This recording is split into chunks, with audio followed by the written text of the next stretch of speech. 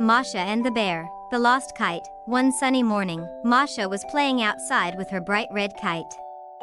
She ran through the meadows, laughing as the kite soared high above the trees. But suddenly, a strong gust of wind blew the kite far away into the forest. "Oh no!" cried Masha, chasing after it. Deep in the forest, Bear was gardening when he heard Masha's voice. "Bear! Help me!"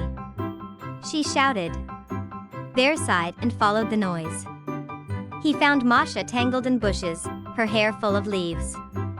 "I lost my kite," she explained. Bear scratched his head, then smiled. He grabbed his ladder, binoculars, and a basket of snacks.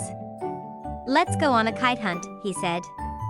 Together, they followed the trail, through a stream, over a hill, and past a sleepy owl. Finally, they spotted the kite stuck in the tallest tree.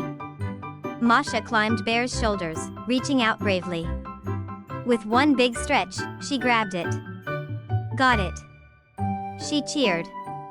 Bear clapped and they celebrated with cookies by the stream. That night, under a starry sky, Masha promised to always tie her kite string tighter. Bear just smiled, happy to have his little friend safe again.